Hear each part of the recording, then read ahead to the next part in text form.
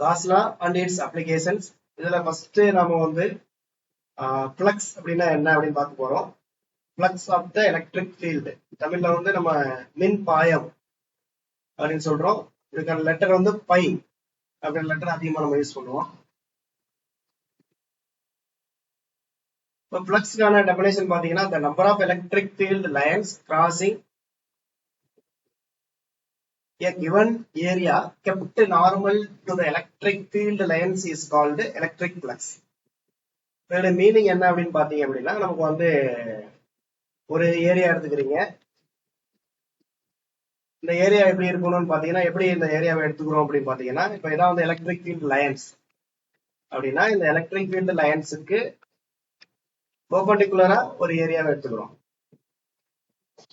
இந்த ஏரியாவுக்கு உள்ள எத்தனை லைன்ஸ் வந்து போயிருக்கு அப்படின்ற அந்த நம்பர் தான் ஃப்ளக்ஸ். உதாரணமா இப்ப நம்ம இந்த ஃபிகர்ல வந்து எலக்ட்ரிக் ஃப்ளக்ஸ் எவ்வளவுன்னு பாத்தீங்கன்னா எவ்வளவு 4. எத்தனை எலக்ட்ரிக் லைன்ஸ் உள்ள போயிருக்கு 4. தமிழ்ல சொல்லணும்னா நம்ம வந்து ஒரு மின்புலத்துக்கு செங்குத்தாக ஒரு பரப்பு எடுத்துக்கிறீங்க. அந்த பரப்பு வழியே எத்தனை மின்புல கோடுகள் உள்ள போகுது அல்லது வெளியில வருதோ அதான் நம்ம என்ன சொல்றோம், நம்ம வந்து ஃப்ளக்ஸ் அப்படின்னு சொல்றோம். இப்போ இதுக்கான ஃபார்முலா வந்து phi equal to integral E dot d s. இது என்ன இன்டெகிரல் அப்படின்னு பாத்தீங்கன்னா க்ளோஸ்டு சர்ஃபேஸ் இன்டெகிரல். இது எல்லாமே வெக்டர் தான், E vector dot ds vector. பைன்றது ஃப்ளக்ஸ் வந்து ஒரு ஸ்கேலர். இது வந்து இதுக்கு வெக்டர் நம்ம யூஸ் பண்ணக்கூடாது. அடுத்து இதனுடைய யூனிட் பாத்தீங்க அப்படின்னா newton metre square coulomb inverse. இதை வந்து நம்ம எதுல இருந்து எடுக்கலாம், இந்த யூனிட்டை வந்து நம்ம மனப்பாடமா வச்சுக்கணும்னு அவசியம் இல்லை. நீங்க இந்த ஃபார்முலா மனப்பாடமா வச்சுட்டீங்கன்னா யூனிட்டை வந்து என்ன பண்ணிக்கலாம், ஃபார்முலா வந்து எடுத்துக்கலாம். எலக்ட்ரிக் ஃபீல்டோட யூனிட் வந்து நமக்கு தெரியும். எலக்ட்ரிக் ஃபீல்டோட யூனிட் என்னது, நியூட்டன். எலக்ட்ரிக் ஃபீல்டுக்கு எப்படி எழுதுங்க பார்க்கலாம். ஈகே யூனிட் வந்து நியூட்டன் கூலும் இன்வர்ஸ். அதுக்கப்புறம் என்ன இருக்கு, டிஎஸ். டிஎஸ்ன்றது ஏரியா. ஏரியாவுக்கான யூனிட் வந்து மீட்டர் ஸ்கொயர். அப்ப newton metre square coulomb inverse. Electric ஃபீல்டுக்கு இன்னொரு யூனிட் இருக்குல்ல, என்ன யூனிட், வோல்ட் மீட்டர் பவர் -1. அதை எடுத்துட்டு அதுக்கப்புறம் ஏரியாவுக்கான யூனிட் அதோட பெருக்குனீங்கன்னா மீட்டர் ஸ்கொயர் பெருக்குனீங்கன்னா என்ன கிடைக்கும் உங்களுக்கு, வோல்ட் மீட்டர் பவர் 2 -1 this மீட்டர், வோல்ட் மீட்டர். பார்த்தா 2 யூனிட். ஃப்ளக்ஸ்க்கான 2 யூனிட் வந்து newton metre square coulomb inverse, இன்னொன்னு வந்து வோல்ட் மீட்டர்.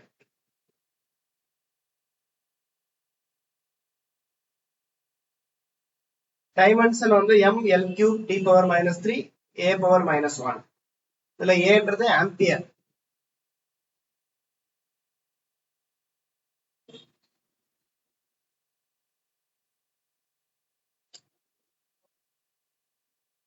இப்ப இந்த ஃப்ளக்ஸ்ல இருந்து தான் நமக்கு வந்து காஸ் லாவை நம்ம கொண்டு வர போறோம். ஃப்ளக்ஸ்க்கான general equation phi equal to integral E vector dot ds vector. இப்ப காஸ் லா என்ன சொல்லுது அப்படின்னு பாத்தீங்கன்னா, ஃப்ளக்ஸ் இருக்கு இல்லையா, ஃப்ளக்ஸ் பை ஆனது யாருக்கு ஈக்குவல் அப்படின்னா 1/ε0 times the total net charge enclosed by the surface. The total flux of the electric field E over any closed surface S is equal to 1/ε0 times the total net charge enclosed by the surface. அதாவது இப்போ ஒரு surface இருக்குது, அந்த சர்ஃபேஸ்க்குள்ள ஒரு charge Q இருக்கு அப்படின்னா இதுல இருந்து வெளியில வரக்கூடிய அல்லது உள்ள போகக்கூடிய ஃப்ளக்ஸ் ஆனது எதுக்கு ஈக்குவல்னு சொல்றாங்க அப்படின்னா flux phi equal to 1/ε0 times the total charge enclosed by the surface. இந்த சர்ஃபேஸால உள்ள இருக்கக்கூடிய டோட்டல் சார்ஜ் எவ்வளவு, Q. அப்ப இந்த Q ஓட 1/ε0 times. அதான் நம்ம என்ன சொல்றோம், phi equal to 1 into Q equal to Q/ε0. அந்த Q/ε0 தான் இது. Phi equal to general formula integral E dot d s. இது யாருக்கு ஈக்குவலா இருக்கும் அப்படின்னா Q/ε0. எப்சிலான், அதாவது 1 by epsilon times the total charge enclosed by the surface. அப்படின்றத காஸ் வந்து அவருடைய லாவுல இருந்து கொண்டு வராரு. இந்த காஸ்லா வந்து எதுக்கு பயன்படுது அப்படின்னு பாத்தீங்க அப்படின்னா, நம்ம வந்து ஈஸியா பிளக்ஸ் கண்டுபிடிச்சு அதுல இருந்து எலக்ட்ரிக் ஃபீல்ட கண்டுபிடிக்கிறதுக்கு இந்த காஸ்லா வந்து நமக்கு பயன்படும்.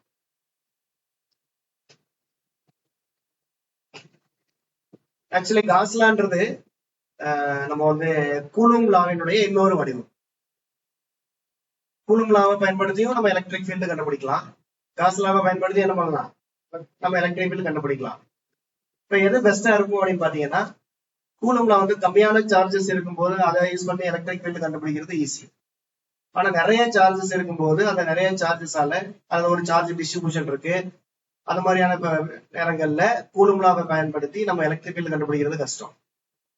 ஆனா காஸ் லாவை பயன்படுத்தி கண்டுபிடிக்கிறது ஈஸியா இருக்கும்.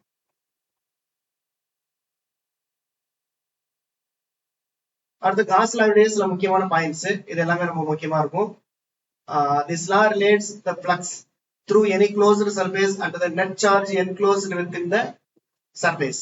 இதோட மீனிங் என்ன அப்படின்னு பாத்தீங்கன்னா, காஸ் லா எது ரெண்டையும் தொடர்புபடுத்துது, ஃப்ளக்ஸையும் நெட் சார்ஜ், அந்த சர்ஃபேஸ்க்குள்ள இருக்கக்கூடிய சார்ஜையும் தொடர்புபடுத்துது. தமிழ்ல சொல்ல போனா மின் பாயத்தையும் மின்னூட்டத்தையும் என்ன பண்ணுது, ரிலேட் பண்ணுது அப்படின்னு நம்ம சொல்லுவோம். அடுத்து அந்த Q by epsilon உள்ள Q அப்படின்றது என்ன, net charge. Q is the net charge inside the closed surface. அந்த சர்ஃபேஸ்க்கு உள்ள இருக்கக்கூடிய நெட் சார்ஜ். இப்ப இது ஒரு சர்ஃபேஸ் எடுத்துக்கிட்டீங்க அப்படின்னா, இப்ப +Q இருக்கு, +2Q இருக்கு. இப்ப நெட் சார்ஜ்னா என்ன சொல்லுவீங்க, 3Q. நெட் சார்ஜ்னா உள்ள சர்ஃபேஸ்க்குள்ள இருக்கக்கூடிய எல்லா சார்ஜையும் கூட்டி வரக்கூடியது, வேற வேற சைடுல இருந்து கழிக்கணும். இப்ப இதுக்கு பக்கத்துல ஒரு -4Q ஒரு சார்ஜ் இருக்கு. இப்ப இதோட நெட் சார்ஜ் எவ்வளவு, 3Q தான். ஏன்னா நம்ம எந்த சார்ஜ் எடுத்துக்கணும்னா அந்த க்ளோஸ்டு சர்ஃபேஸ்க்குள்ள சார்ஜ் மட்டும் தான் நம்ம எடுத்துக்கணும். சர்ஃபேஸ்க்கு வெளியில இருக்கிற சார்ஜால நமக்கு என்ன கிடையாது, பிளக்ஸ் இருக்காது. ரைட்டா? அப்ப காசுல எடுக்கும்போது சர்ஃபேஸ்க்கு உள்ள எந்த சர்ஃபேஸ் எடுக்கிறீங்களோ அந்த சர்ஃபேஸ்க்குள்ள இருக்கக்கூடிய சார்ஜ் மட்டும் தான் நீங்க கணக்குல எடுத்துக்கணும். இப்போ ஒரு டைபோல் எடுத்துக்கிறீங்க, டைபோல் என்ன இருக்கும், அதுல -Q இருக்கும், +Q இருக்கும். இப்ப இதுல நெட் சார்ஜ் எவ்வளவு, நெட் சார்ஜ் வந்து 0.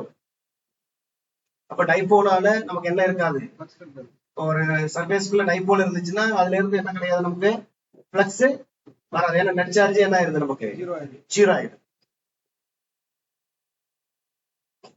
அடுத்து Q is the net charge. அடுத்து என்ன சொல்றாங்க, this closed hypothetical surface is called என்ன சர்ஃபேஸ், ஒரு closed surface எடுக்கிறோம்ல அந்த சர்ஃபேஸ் வந்து காசியன் சர்ஃபேஸ் எடுத்துக்கிறோம்.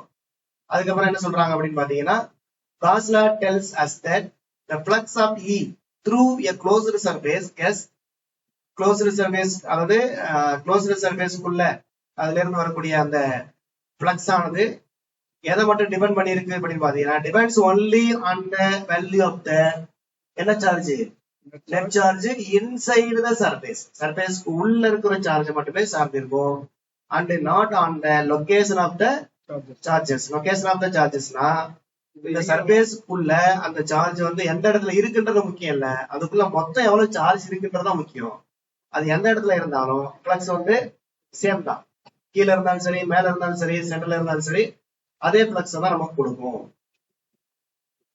அடுத்து charges outside the surface will not contribute to phi. பைனா பிளக்ஸ், வெளியில அந்த சர்ஃபேஸ்க்கு வெளியில இருக்கிற சார்ஜால நமக்கு எந்த ஒரு பிளக்ஸும் கிடையாது. அப்ப for a charge outside the surface phi equal to 0.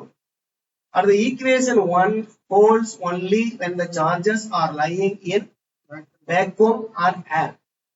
Charges வந்து வேக்குவம்லயோ அல்லது ஏர்லயோ இருந்தாதான் ஈக்குவேஷன் 1 நம்ம பயன்படுத்த முடியும். இந்த Q by epsilon போட்டிருக்கோம். அப்படி இல்லாம சார்ஜஸ் வந்து ஏர் அல்லது வேக்குவத்துல இல்லாம வேற மீடியத்துல இருந்துச்சுன்னா அப்ப இந்த ஃபார்முலா என்ன மாறும், உங்களுக்கு Q by epsilon என்ன மாறும், Q by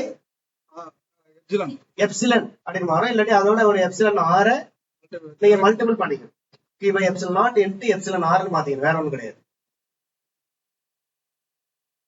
அடுத்து flux phi is a measure of the பைன்றது எதை மெஷர் பண்ணுது? நம்பர் ஆஃப் ஃபீல்டுல என்ன மின்விசை கோடுகள், மின்விசை கோடுகளின் எண்ணிக்கை. பிளக்ஸ்ன்றது ஒண்ணும் கிடையாது, என்னது மின்விசை கோடுகளின் எண்ணிக்கை தான். ஒரு குறிப்பிட்ட பரப்பு வழியே செல்லக்கூடிய மின்விசை கோடு எண்ணிக்கை தான் நம்ம என்னன்னு சொல்றோம், பிளக்ஸ் பை அப்படின்னு சொல்றோம். அடுத்து the field strength is proportional to the density of field lines. field strength என்னது? field strength எது? field தான், எலக்ட்ரிக் ஃபீல்டு. இது யாருக்கு ப்ரொபோசலா இருக்குமே? Density of field lines. Density of field லைன்றது இஸ் எ ஃப்ளக்ஸ் தான், ஃப்ளக்ஸ் பை ஏரியா, வேற கிடையாது. Number per unit area, number per unit area.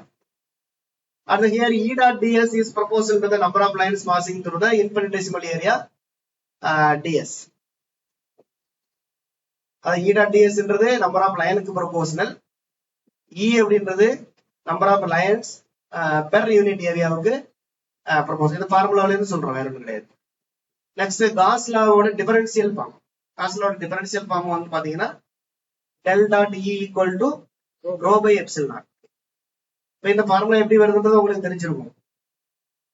நமக்கு என்ன ஃபார்முலா பாத்தீங்கன்னா, காஸ் லா ஃபார்முலா வந்து E vector dot ds vector equal to q by epsilon. இது வந்து என்ன இன்டெகிரல் அப்படின்னா சர்ஃபேஸ் இன்டெகிரல். நம்ம காஸ் டைவர்ஜென்ஸ் தியரம்னு ஒண்ணு இருக்கு. காஸ் டைவர்ஜென்ஸ் தியரம் என்ன பண்ணுவோம்? சர்ஃபேஸ் இன்டெகிரலை அதாவது வால்யூம் இன்டெகிரலை சர்ஃபேஸ் இன்டெகிரலா மாத்தும் இல்லையா? அது என்ன ஃபார்முலா ஞாபகம் இருக்கா? Volume integral del dot some vector v வச்சுக்கலாம். இங்க e இருக்கறனால e கே நம்ம எழுதிக்குவோம், அப்பதான் ஈஸியா இருக்கும் நமக்கு. Volume integral del dot e dv equal to surface integral e dot ds. இப்ப இந்த e dot ds ன்றது எப்படி எழுதலாம்? நம்ம வந்து இப்ப del dot e dv ன்னு எழுதலாம்.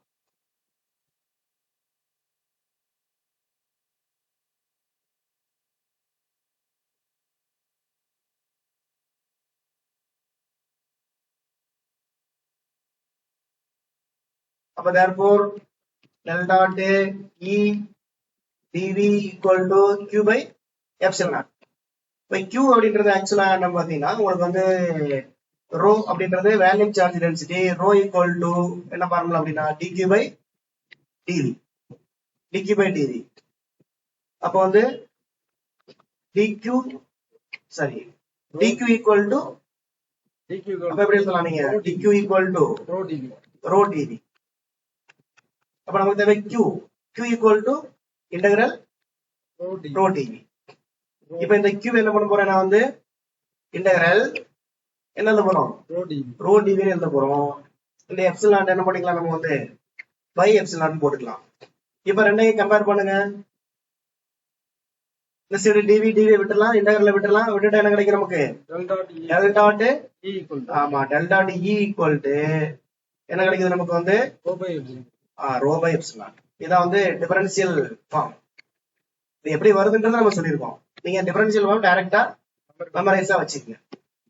டிஃபரன்ஷியல் ஃபார்ம்னா rho by epsilon. இன்டெகிரல் ஃபார்ம்ல இருந்துச்சுன்னா என்ன வரும்? q by epsilon. Differential form del dot e equal to rho by epsilon. Gauss law in differential form.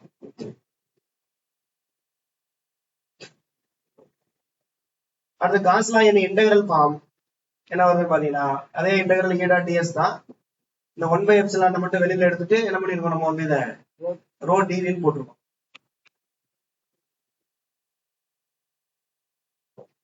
அதான் q எடுத்துட்டு அதுக்கு மேல என்ன போட்டாச்சு? இன்டெகிரல் rho dv ன்னு எழுதிட்டோம், வேற ஒண்ணும் இல்ல.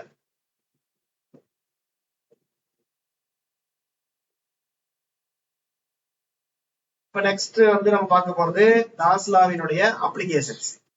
காஸ் லாவோட முக்கியமான அப்ளிகேஷன் என்னன்னு பாத்தீங்கன்னா, காஸ் லாவை பயன்படுத்தி நம்ம என்ன கண்டுபிடிக்கணும்? எலக்ட்ரிக் ஃபீல்டு கால்குலேட் பண்றோம். கால்குலேட் E வெக்டர் +2ல இருக்கும் பாத்தீங்கன்னா காஸ் லாவோட அப்ளிகேஷன்ஸ் இருக்கும். அது எல்லாத்துலயுமே என்ன கண்டுபிடிப்போம்? கடைசியில எலக்ட்ரிக் ஃபீல்டு கண்டுபிடிப்போம். காஸ் லா வந்து எலக்ட்ரிக் ஃபீல்டு கண்டுபிடிக்கிறதுக்கு ஒரு முக்கியமான லா. எலக்ட்ரோஸ்டாட்டிக்ஸ்ல Coulomb law and Gauss law. அதே மாதிரி மேக்ரோஸ்டாட்டிக்ஸ்ல வந்து கூலும்லா மாதிரியே இருக்கிறது யாருன்னா பயட் சாவர்ட் லா.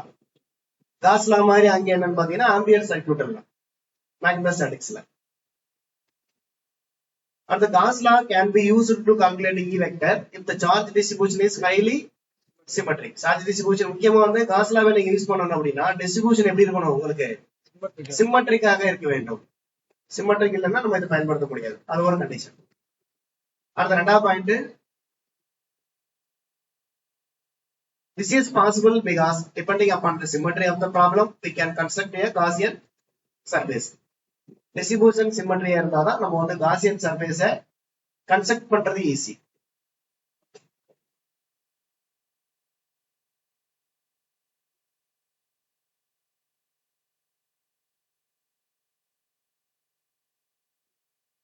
அடுத்து இன்னொரு முக்கியமான பாயிண்ட் சொல்லியிருக்காங்க பாருங்க. என்னன்னு பாத்தீங்கன்னா, நீங்க ஒரு காசியன் சர்ஃபேஸ் எடுக்கிறீங்க அப்படின்னா அந்த காசியன் சர்ஃபேஸ்ல உள்ள அனைத்து புள்ளிகளிலும் எப்படி இருக்கணும், மேக்னிடியூட் ஆஃப் எலக்ட்ரிக் ஃபீல்ட் என்னவா இருக்கணும், கான்ஸ்டன்டாக இருக்க வேண்டும். E is constant.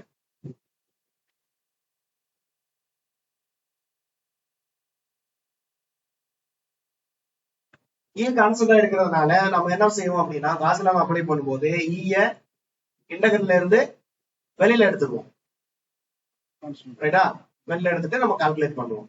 இதுதான் வந்து காஸ் லாவினுடைய அப்ளிகேஷன்ல நம்ம பயன்படுத்த போற மெத்தட்ஸ் இதை சொல்லியிருக்காங்க. ஒன்னு வந்து காஸ் லா எதுக்கு பயன்படுது, எலக்ட்ரிக் ஃபீல்டு கால்குலேட் பண்றதுக்கு. ரெண்டாவது காஸ் லா நீங்க பயன்படுத்தணும்னா இங்க என்ன இருக்கணும், கண்டிப்பா சிம்மெட்ரிக் இருக்கணும், ஹைலி சிம்மெட்ரிக் இருக்கணும். அப்பதான் நீங்க காசியன் சர்ஃபேஸ் என்ன பண்ண முடியும், கன்ஸ்ட்ரக்ட் பண்ண முடியும். அதுக்கப்புறம் காசியன் சர்ஃபேஸ்ல உள்ள அனைத்து புள்ளிகளிலும் E வந்து என்னவா இருக்கும், மேக்னிடியூட் ஆஃப் E வந்து கான்ஸ்டன்ட். டைரக்ஷன் வேற வேற இருக்கும். ரைட்டா, ஏன்னா ஒவ்வொரு புள்ளியிலும் ஒவ்வொரு டைரக்ஷன்ல இருக்கும். But magnitude is constant.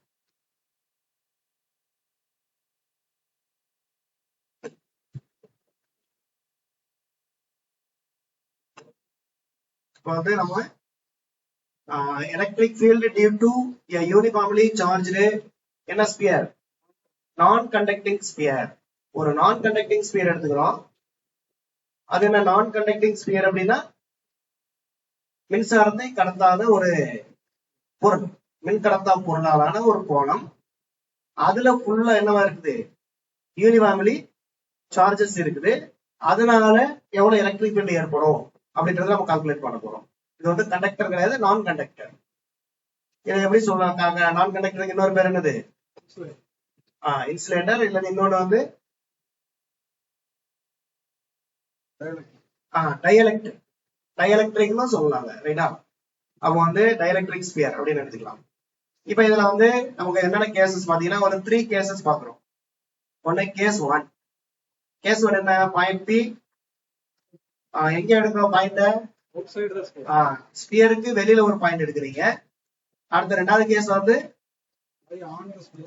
ஸ்பியரோட சர்ஃபேஸ்ல மேற்பரப்புலயே எடுக்கிறோம். தேர்ட் கேஸ் வந்து இன்சைடு தி ஸ்பியர், ஸ்பியருக்கு உள்ள ஒரு புள்ளி எடுத்துக்கிறீங்க. ரைட்டா, இப்போ 3 புள்ளிலையும் என்ன இருக்கும் அப்படின்றத நம்ம பார்க்கலாம். இப்ப அவுட் சைடு தி ஸ்பியர், அவுட் சைடு தி ஸ்பியர் எலக்ட்ரிக் ஃபீல்ட் இருக்கு. எவ்வளவு இருக்கு, ஈக்குவல் டு 1/4πε0 Q/r².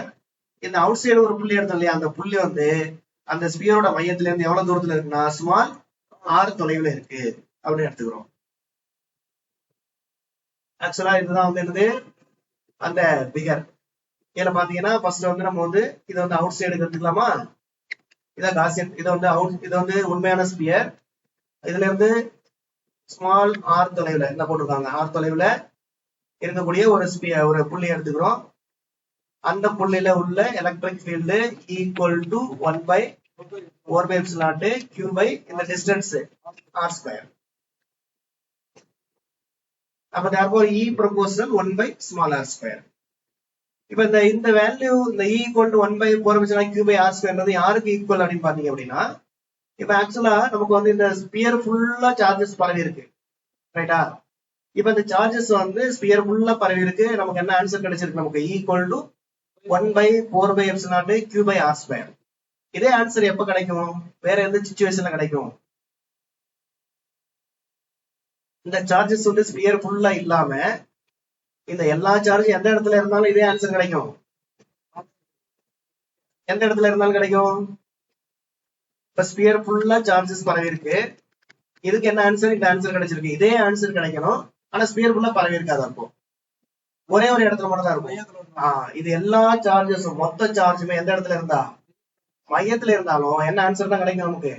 இதே ஆன்சர் தான் கிடைக்கும். அதான் இங்க சொல்லியிருப்போம். என்ன சொல்லியிருப்போம் அப்படின்னு பாத்தீங்கன்னா, the electric field at an external point due to a uniformly charged sphere is the same as if the total charge is concentrated at the center. அந்த ஸ்பியர் ஃபுல்லா பரவி இருக்கிற எல்லா சார்ஜஸும் எங்க இருந்தா அவருடைய மையத்துல எல்லா சார்ஜும் சேர்ந்து மொத்தமா அந்த இடத்துல இருக்கும்.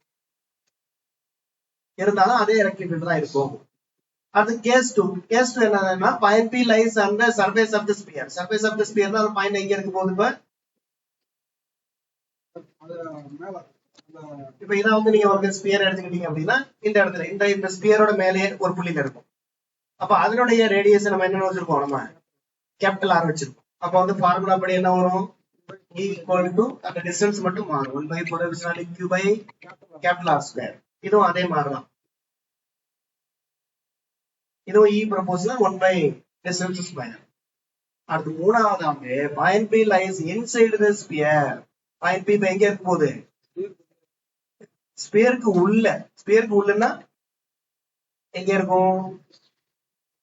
ஸ்பியருக்கு உள்ள ஒரு இடத்துல இருக்கு. இந்த இடத்துல இருக்கு. ரைட்டா? பாயிண்ட். இப்ப இதை சுத்தி நம்ம வந்து ஒரு காசியன் சர்ஃபேஸ் நம்ம வரைவோம். வரைஞ்சி இதனுடைய ஈயை கண்டுபிடிப்போம். இந்த ஈ எதுக்கு ஈக்குவலா இருக்கு அப்படின்னு பாத்தீங்க அப்படின்னா, E equal to 1/4 by epsilon QR by R cube. 1/4 QR by R cube ஈக்குவலா இருக்கு. இந்த ஸ்மால் ஆர்ன்றது என்ன? ஸ்மால் ஆர்ன்றது எதை ஸ்மால் ஆர்னு வச்சிருக்காங்கன்னா, இந்த டிஸ்டன்ஸ் ஸ்மால் ஆர்னு வச்சிருக்காங்க. இன்சைட்ல ஓவில இருந்து இன்சைடுக்குள்ள தொலைவு ஸ்மால் ஆர். கேபிட்டல் ஆர்ன்றது இந்த ஸ்பியரோட ஒரிஜினல் ஸ்பியரோட ரேடியஸ். ரைட்டா? இப்ப நமக்கு இதுல அந்த இதுல பாத்தீங்க அப்படின்னா, கேபிட்டல் ஆர்ன்றது ஒரிஜினல் ஸ்பியரோட ரேடியஸ். ஒரிஜினல் ஸ்பியரோட ரேடியஸ் வந்து என்ன பண்ணாது? மாறாது, சேஞ்ச் ஆகுது. அப்ப அது கான்ஸ்டன்ட். அப்ப எது மட்டும் தான் இங்க மாறக்கூடியது? ஸ்மால் ஆர் தான் மாறக்கூடும். நீங்க உள்ள எவ்வளவு உள்ள எடுத்துக்கிறீங்கிற பொறுத்து ஸ்மால் ஆரோட டிஸ்டன்ஸ் மாறும். அதனாலதான் நம்ம என்ன சொல்றோம் அப்படின்னா, இங்க வந்து E ப்ரொபோஷனல் என்ன மட்டும் தான் போட்டிருக்கோம்? ஸ்மால் ஆர் மட்டும் போட்டிருக்கோம். என்ன போடல?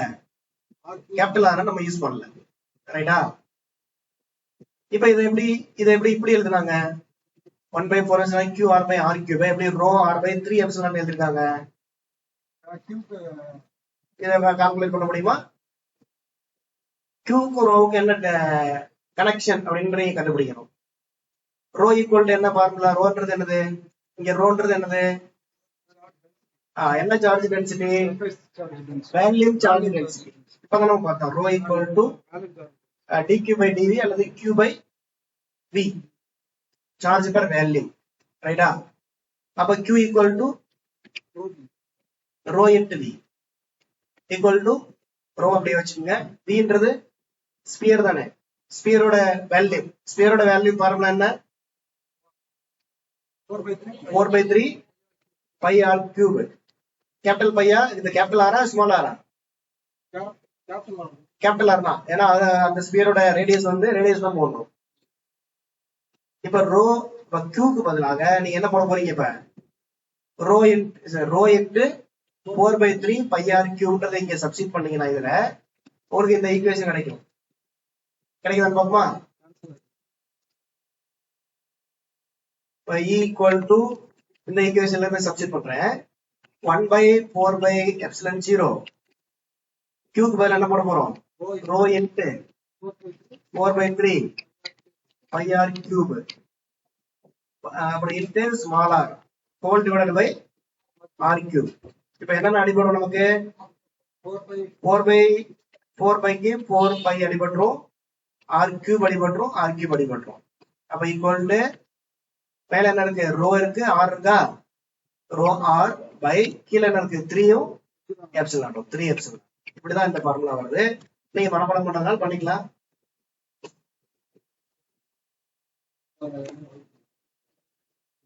இந்த ரோ r பை 3 எப்சிலானுக்கு மாத்திட்டு அவங்க வந்து E ப்ரொபோஷனல் R அப்படின்னு சொல்றோம். ஏன்னா ரோன்றது வேல்யூ சார்ஜ் டென்சிட்டி, அதுவும் மாற போறது இல்ல.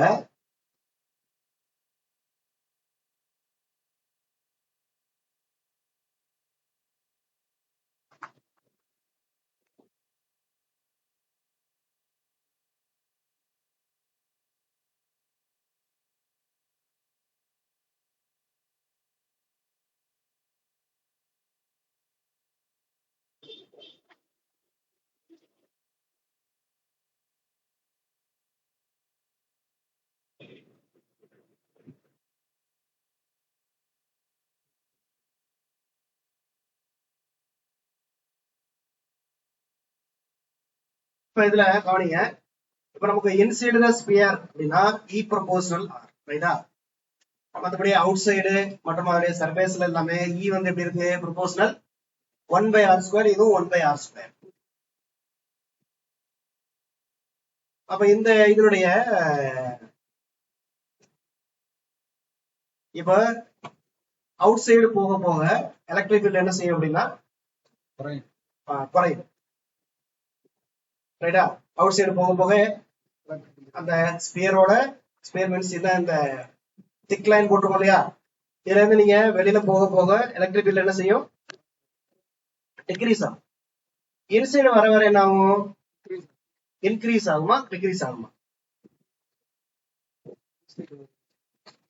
இன்சைட் வரும்போது இன்க்ரீஸ் ஆகணும், ப்ரொபோஷனல் தானே? ஆமா, இ ப்ரொபோஷனல் ஆர். இன்சைடுனா இப்போ இ ப்ரொபோஷனல் ஆர்னா என்ன மீனிங்? அதாவது ஆக்சுவலா என்னன்னா, இதை எப்படி இருந்து வாங்க உள்ள வராம எப்படி வரணும்னா, இப்ப வந்து இது வந்து டிஃபரெண்டா இருக்கும். உங்களுக்கு வந்து சென்டர்ல இருந்து சென்டரா இது சென்டர்ல இருந்து என்ன பண்றீங்க? இப்படியே வர்றீங்க. சென்டர்ல இருந்து இப்படியே வர வர வர வர எலக்ட்ரிக் ஃபீல்ட் என்ன செய்யும்? ரைஸ் ஆகும். பட் இதுக்கு இங்கிட்டு வரும்போது எலக்ட்ரிக் ஃபீல்ட் என்ன செய்யும்? அதான் இது வரைக்கும் ரைஸ் ஆகும். சென்டர்ல இருந்து அதனுடைய சர்ஃபேஸ் வரைக்கும் என்ன பண்ணுது? ரைஸ் ஆகும் எலக்ட்ரிக் ஃபீல்டு. சர்ஃபேஸ்க்கு அப்புறம் என்ன செய்யும்? எலக்ட்ரிக் ஃபீல்டு தூரம் போக போக குறையும், ரைட்டா? ஆமா, அதே மாதிரி கிராவிடேஷன் பார்த்தோம்ல, அதே மாதிரி தான், அதே மெத்தட் தான். இப்ப இந்த பிகர் இந்த இது போட்டிருக்காங்க பாருங்க. அதாவது இது வந்து எலக்ட்ரிக் ஃபீல்டு, ரைட்டா? இது வந்து எலக்ட்ரிக் ஃபீல்டு. இது சென்டர், இந்த சென்டர். சென்டர்ல இருந்து என்ன பண்றோம்? இதை நோக்கி வர்றாங்களா? இதை நோக்கி வர வர எலக்ட்ரிக் ஃபீல்டு என்ன பண்ணுது? உங்களுக்கு அதிகரிச்சுட்டே போகுது. இதுதான் electric field is maximum. Electric field எங்க மேக்ஸிமம் இருக்கும்? சர்ஃபேஸ்ல மேக்ஸிமம், ரைட்டா? சர்ஃபேஸ்ல electric field is maximum. Surface தாண்டின பிறகு எலக்ட்ரிக் ஃபீல்ட் என்ன செய்யுது? குறையும். சென்டர்ல இருந்து சென்டர்ல எலக்ட்ரிக் ஃபீல்ட் எவ்வளவு மேக்ஸிமமா இருக்கு? சென்டர்ல வந்து இது எலக்ட்ரிக் ஃபீல்ட் ஜீரோ இல்ல, ஆனா ஆர் ரேடியஸ் ஈக்குவல் டு 0 இல்ல சென்டர் பாயிண்ட்ல. அப்போ சென்டர்ல ஆர் ஈக்குவல் டு 0. அப்ப நீங்க இந்த ஃபார்முலாவில போட்டீங்க அப்படின்னா உள்ள பாயிண்ட்டுக்கு இந்த ஆருக்கு மேல 0 போட்டீங்கன்னா ஆட்டோமேட்டிக்கா இ என்ன ஆயிரும்? 0 ஆயிரும். சென்டர்ல 0. பட் சென்டர்ல இருந்து அடுத்தடுத்து அப்படியே வர வர வர electric field is increases at maximum at the surface. அதுக்கப்புறம் ஆஃப்டர் த சர்ஃபேஸ் டிக்ரீசஸ். சரி, இப்ப டிக்ரீஸ் ஆகுறதும் இன்க்ரீஸ் ஆகுறதும் எப்படி ஆகுது அப்படின்னு பாத்தீங்கன்னா, இந்த பிக்சர்ல இருந்து இது வந்து proportional to R, E proportional R. ரெண்டுமே வந்து same power. E and R is the same power. E and R is the same power. ப்ரொபோஷனல்னா அதாவது ஸ்ட்ரைட் லைன் அல்லது லீனியர்லி அப்படின்னு சொல்றோம். என்ன சொல்றோம்? Linearly increases after the surface. r², 1/r². இது வந்து இ.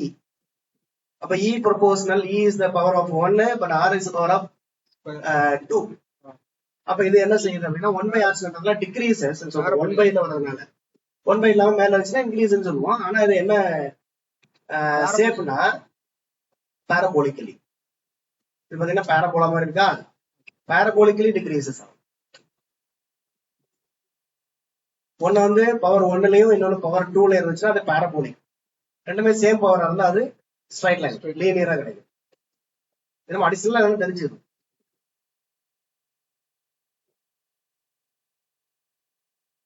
அதுக்கு முன்னாடி இது என்ன கேஸ்? நான் கண்டக்டிங் ஸ்பியர். அது மட்டும் இல்லாம இந்த ஸ்பியர் எப்படிப்பட்ட ஸ்பியர் அப்படின்னா இது முழுவதுமாக என்னது? Solid sphere. என்ன ஸ்பியர்? சாலிட். ஆமா, சாலிட் ஸ்பியர். ஓகே. இப்ப அடுத்து நம்ம பார்க்க போறது என்ன பார்க்க போறோம்? Electric field due to an isolated uniformly charged என்ன ஸ்பியர்? Conducting sphere.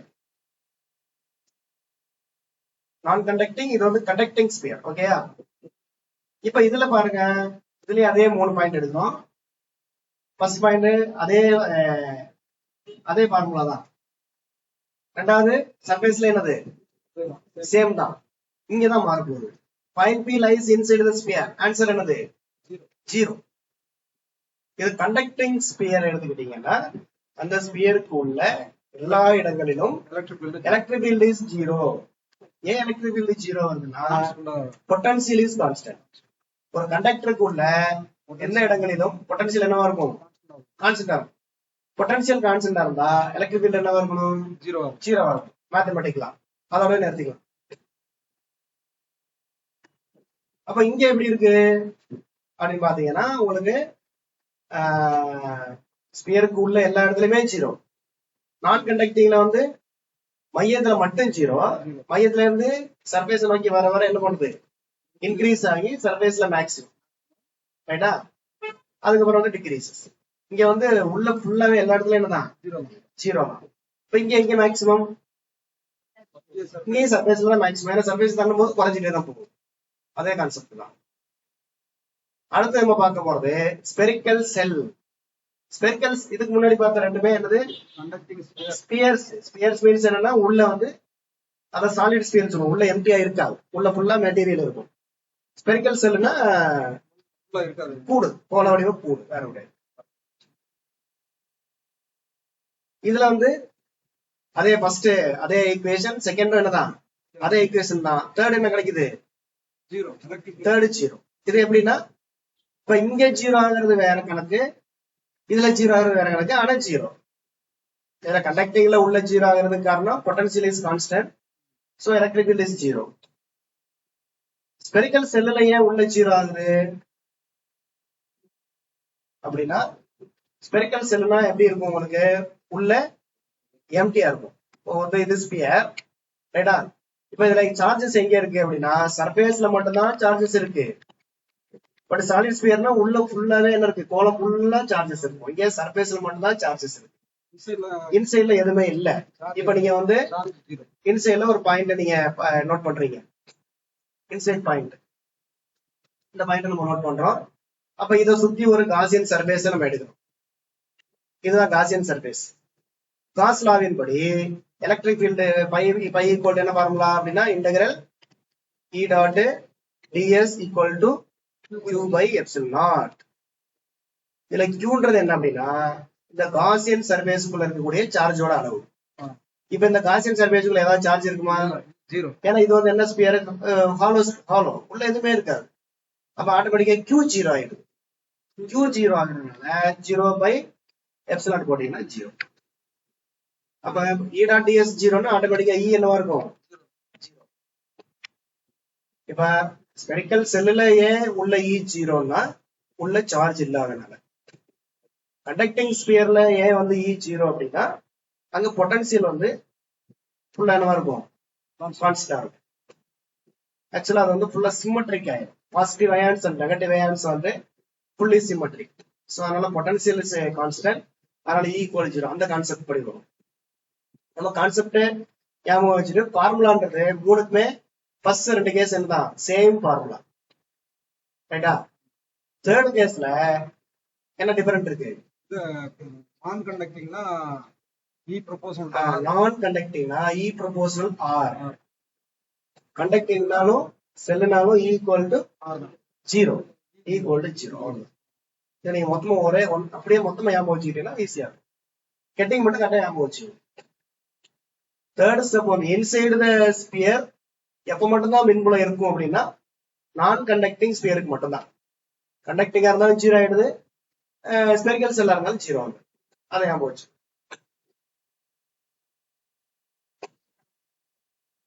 அடுத்து இது வந்து electric field due to infinite line of charge. இது பிளஸ் 2ல இருக்கிறது. அந்த லைன் ஆஃப் சார்ஜ்னா ஒரு கம்பி, ஒரு வயர், ஒரு வயர் எடுத்துக்கிறீங்க, அந்த வயர்ல ஃபுல்லா என்ன இருக்கு, சார்ஜஸ் இருக்கு.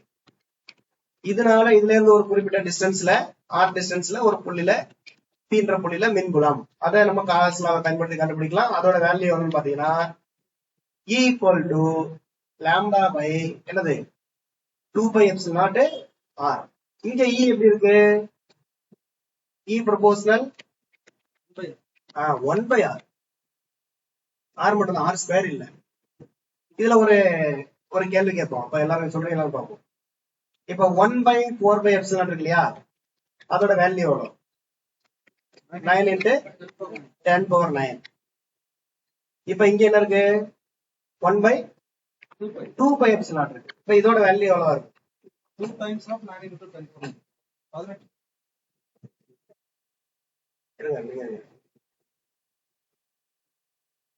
1 by 4 by epsilon வந்து 9 into 10 power 9. அப்ப 1 by 2 by epsilon எவ்வளவு சொல்லுவோம் நம்ம, அதோட அதிகமா தான் இருக்கும். ஆனா நம்ம பார்த்த உடனே 1 by 4 by epsilon தான் பெருசுன்னு நினைப்போம். இதுல எது பெருசு, 1 by 4 by epsilon 1 by 2 by epsilon 2 by, ஏன்னா பைல எது சின்ன நம்பரோ அதான். அப்ப இத போல இது எத்தனை மடங்கு, 2 மடங்கு. அப்ப இதோட வேல்யூ வந்து 2 into 9 into 10 power 9, அப்ப equal to 18 into 10 power 9. ஏன்னா நமக்கு கால்குலேஷன்லாம் வரும். அப்போ 1 by 2 by epsilon ஓட வேல்யூ எவ்வளவு அப்படின்னா 18 into 10⁻⁹. ஏன்னா 1 by 4 epsilon போல 2 மடங்கு.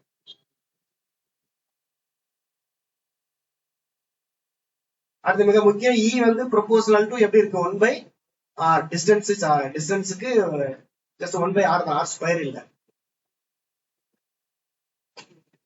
அடுத்து electric field due to uniform infinite cylindrical charge. நம்ம ஸ்பெரிக்கல் பார்த்த மாதிரி சிலிண்ட்ரிக்கல் பார்க்கலாம். இதுலயும் பாத்தீங்கன்னா யூனிஃபார்ம்லி சார்ஜ்டு சிலிண்டர் அதுக்கு எடுத்துருக்காங்க, சார்ஜ்டு சிலிண்டர்.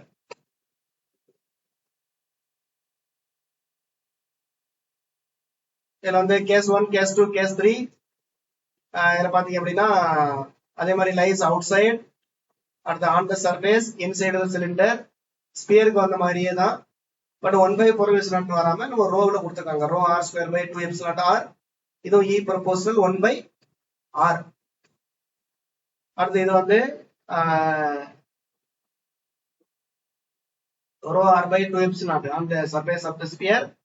அடுத்து இன்சைடு த சிலிண்டர் பாத்தீங்க அப்படின்னா இது வந்து E proportional r, நம்ம ஸ்பியருக்கு வந்த மாதிரி தான்.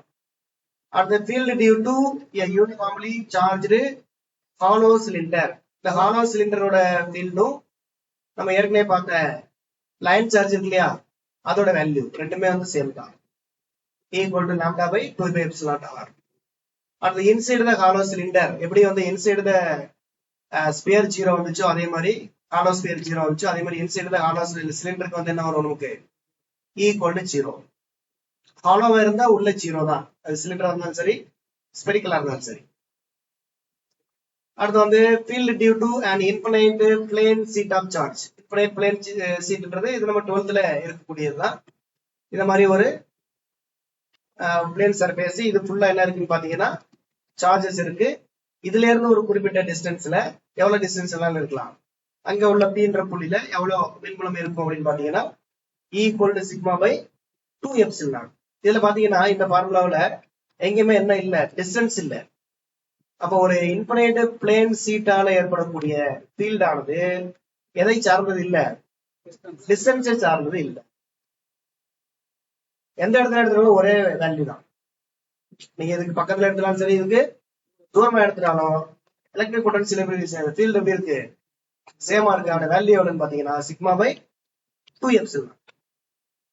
இது வந்து ஒரு பிளேட் இருந்துச்சுன்னா, 2 பிளேட் இருந்துச்சுன்னா அதுதான் நம்ம அந்த இந்த அட்டவணையில சொல்லியிருக்கோம், 2 பிளேட்ஸ். இப்ப 2 பிளேட்ஸ்ல எப்படி இருக்கலாம்னா 2 பிளேட்டும் வந்து 2 seats having unlike charges, அல்லது ரெண்டுமே எப்படி இருக்கலாம், லைக் சார்ஜஸா இருக்கலாம். அன்லைக் சார்ஜஸ்னா ஒன்னு பிளஸ் இன்னொன்னு மைனஸ், லைக் சார்ஜஸ்னா ரெண்டுமே பிளஸ் இல்லாட்டி ரெண்டுமே மைனஸ். அது எப்படின்னு பார்க்கலாம். இப்போ வந்து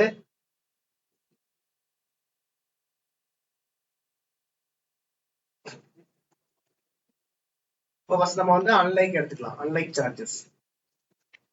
இப்போ 2 பிளேட்டு, இது ஒரு பிளேட்டு, இது இன்னொரு பிளேட்டு.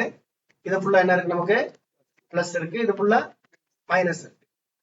இப்ப வந்து ரெண்டு புள்ளி எடுக்க போறோம். நம்ம வந்து ரெண்டுக்கு உள்ள இன்னொன்னு வெளியில ரெண்டு புள்ளி எடுத்துக்கலாம். வெளியில இங்கிட்ட எடுத்தாலும் சரி இங்கிட்ட எடுத்தாலும் சரி ஒண்ணுதான். ரைட்டா? இப்ப நமக்கு வந்து இப்ப இதனுடைய எலக்ட்ரிக் ஃபீல்டு டைரக்ஷனை நம்ம வரையணும். இப்ப பிளஸ்க்கு எந்த சைடு இருக்கும் எலக்ட்ரிக் ஃபீல்டு? பிளஸ்னா எங்க இருக்கும்? இப்ப இதனுடைய எலக்ட்ரிக் ஃபீல்டு எப்படி இருக்கும்? அவுட்வர்ட். அவுட்வர்ட்னா பிளஸ்ல இருந்து வெளியில போற மாதிரி. இதை வந்து 1ன்னு வச்சுக்கிறோம், இதை 2ன்னு வச்சுக்குவோம். அப்ப இது வந்து என்னது? E1. மைனஸ்க்கு எப்படி இருக்கும்? இன்வர்ட். எந்த டைரக்ஷன் இருக்கும்? மைனஸ் நோக்கி தான் இருக்கும் அதுவும். அப்ப அதுவும் எந்த டைரக்ஷன்ல தான் இருக்க போகுது? மைனஸ் பிளேட்டை நோக்கி. பிளஸ் பிளேட்டுக்கு பிளஸ் பிளேட்ல இருந்து வெளியில போற மாதிரி இருக்கும், அது E1. E2 எப்படி இருக்கும்னா மைனஸ் பிளேட்டை நோக்கி இருக்கும். சரி, இப்ப வெளியில வந்துடலாம். இந்த பாயிண்ட்ல அதே மாதிரி ஃபீல்டு வரையலாமா? பிளஸ்க்கு எப்படி இருக்கும்? பிளஸ்ல இருந்து வெளியில போற டைரக்ஷன்னா இதுதான் வெளியில போற டைரக்ஷன். எனக்கு கிட்டதான் பிளஸ் இருக்கு, அப்ப பிளஸ்ல இருந்து வெளியில போகுது. மைனஸ்க்கு உள்ள போகும். அப்ப E1 இது வந்து என்னது? E2. ரெண்டுமே எப்படி இருக்கு? Opposite direction. இது சேம் டைரக்ஷன். இப்போ அன்லைக் சார்ஜஸ் எடுத்துக்கிட்டீங்கன்னா இந்த பிளேட்டுக்கு உள்ள ரெண்டு ஃபீல்டும் சேம் டைரக்ஷன், பிளேட்டுக்கு வெளியில ரெண்டு ஃபீல்டும் ஆப்போசிட் டைரக்ஷன். ரைட். இப்ப லைக் சார்ஜஸ் எடுத்துக்கலாம். லைக் சார்ஜஸ்னா ரெண்டுமே பிளஸ் இல்லாட்டி ரெண்டுமே மைனஸ், எப்படி எடுத்தாலும் ஒன்னதான் வரப்போகுது. அதனால நம்ம ரெண்டுமே பிளஸ் எடுத்துப்போம். இப்ப அதே மாதிரி ரெண்டு பாயிண்ட் எடுத்துக்கலாம். இது என்ன பண்ணும்? this is 1, இது 2.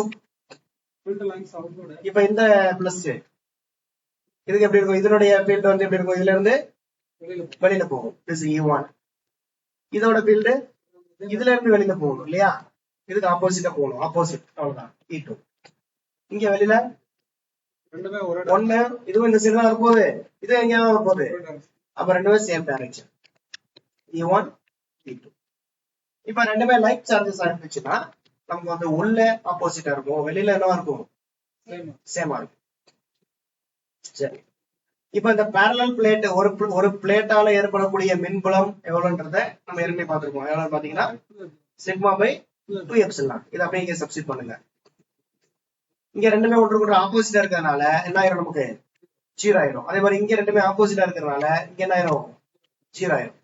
பட் இங்க சேமா இருக்கிறதுனால இது ஒரு சிக்மா பை 2ε, இது ஒரு சிக்மா பை 2ε. ரெண்டையும் என்ன பண்ணணும்? ஆட் பண்ணணும், கூட்டுங்க. கூட்டினீங்கன்னா sigma by 2ε plus sigma by 2ε equal to sigma by 4ε போடக்கூடாது. என்னது? எப்சிலான். எப்படி நம்ம நார்மலா எப்படி கூட்டுவோம்? ரெண்டு காமனா இருந்தா ஒரு இதை எடுத்துக்கிட்டு மேல உள்ள மட்டும் தான் கூட்டுவோம். அப்ப 2 சிக்மா பை 2ε வரும். அப்ப ஆக்சுவலா என்ன வரும் உங்களுக்கு? Sigma by epsilon. அப்ப உள்ள வந்து அன்லைக் சார்ஜஸ் இருந்தா உள்ள எவ்வளவு இருக்கும்? Sigma by epsilon. வெளியில எவ்வளவு இருக்கும்? 0. லைக் சார்ஜஸ் இருந்தா அப்படியே ரிவர்ட் பண்ணிருக்கேன். உள்ள 0, வெளியில சிக்மா பை எப்சிலான். உங்களுக்கு +2 புக்ல டீடைல் தான் இருக்கும். இது வந்து நீங்க பாத்துக்கலாம். இதைதான் நம்ம வந்து அட்டவணையில அப்படியே கொடுத்துருப்போம்.